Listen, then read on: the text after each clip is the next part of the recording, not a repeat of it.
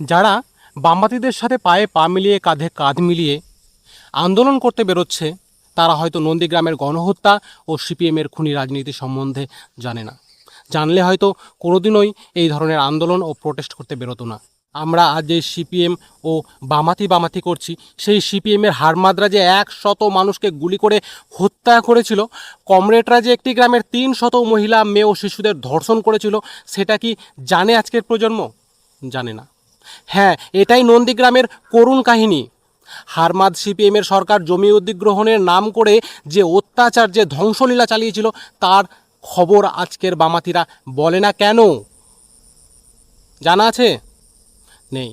ইন্দোনেশিয়ার সালেম গ্রুপের থেকে কৌটো নাচিয়ে যে অর্থ এরা নিয়েছিল, তার ফলশ্রুতিতে নন্দীগ্রামের বলপূর্বক জমি অধিগ্রহণ করতে চটি পায়ে হাজার হাজার খাকি পোশাকের পুলিশকে লেলিয়ে দিয়েছিল সাধারণ গ্রামিকের ওপর।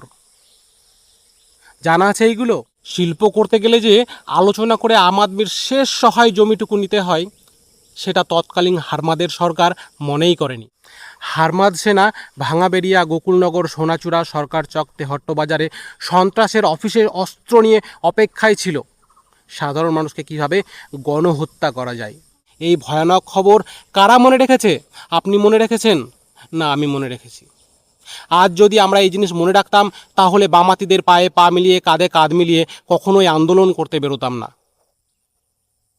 বামাতিরা যে কি ভয়ঙ্কর ভয়ানক ছিল, সেটা উপলব্ধ করেছে শুধুমাত্র তখনকার উপস্থিত মানুষেরা। জয় হিন্দ, জয় ভারত, বন্দে মাতরম।